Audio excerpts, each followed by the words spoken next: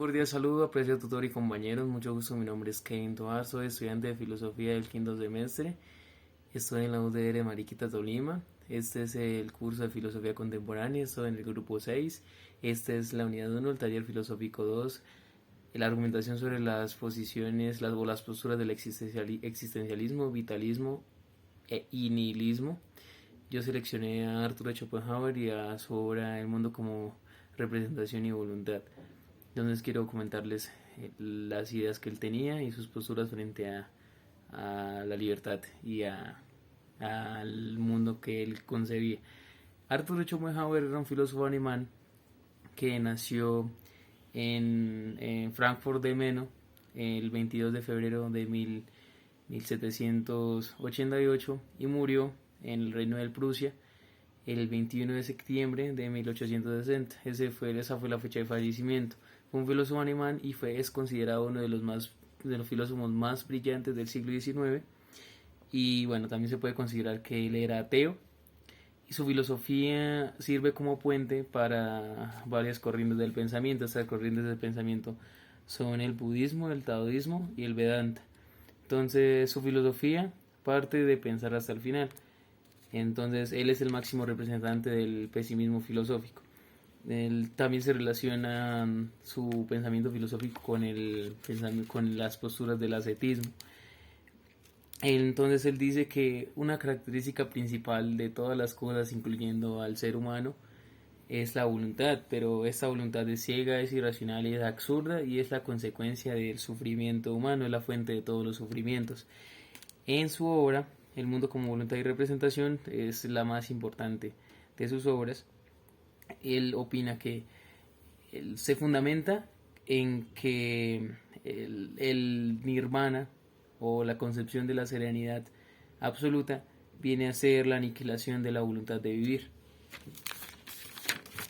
Ahora bien, por otra parte, tenemos que él dice que hay tres formas de evitar o ausentarse del sufrimiento. Esas son la contemplación estética y el arte y la compasión moral. Esas son las tres formas en las cuales una persona puede ausentarse del sufrimiento.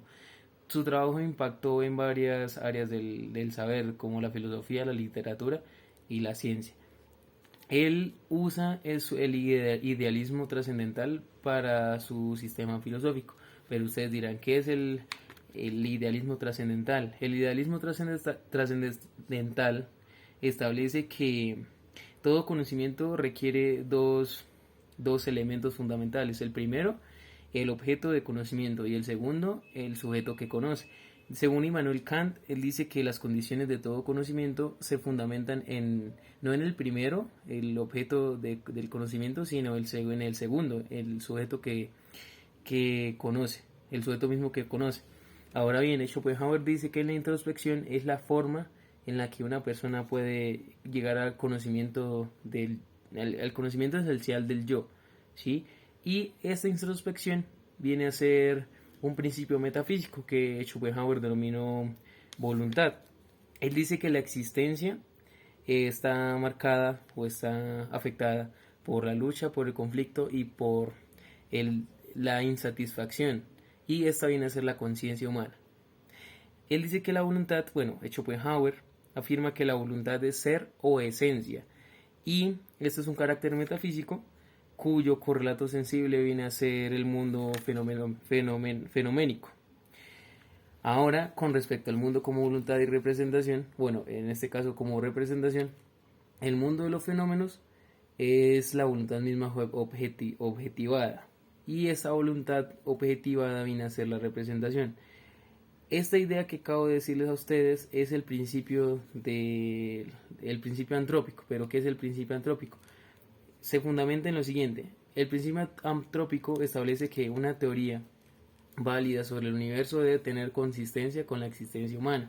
Ahora bien, para Schopenhauer la voluntad se manifiesta en todos los estratos de la naturaleza, desde una piedra hasta el hombre, y en el hombre adquiere el grado máximo, ¿sí?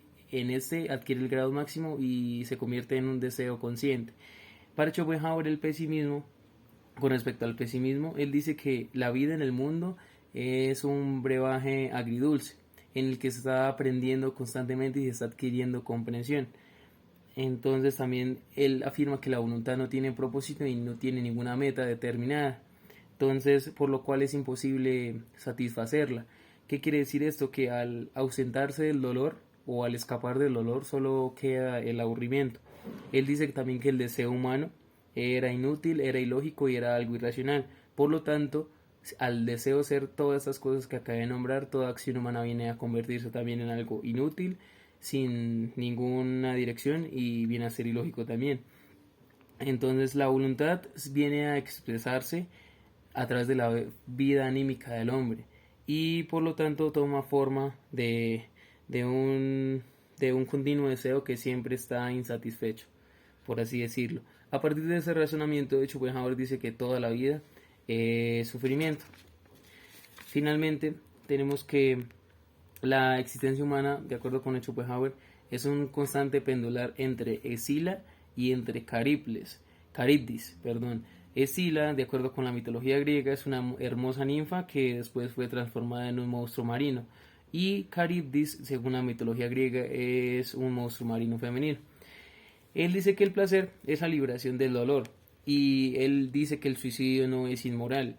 Por esta razón, el filósofo debe reconocer válidas solo tres formas de, bueno, entender como tal esta afirmación con respecto al suicidio, con respecto a ausentarse del dolor. Entonces, la autonegación del yo, que puede ser el nirvana y puede ser una vida ascética. La segunda es la contemplación de la obra de arte, que puede ser un acto desinteresado y más con respecto a la observación estética del mundo o del arte y con respecto a la fundamentación de la estética y la práctica de la compasión, que es la piedra angular en la ética. Entonces espero les sirva esto y muchas gracias.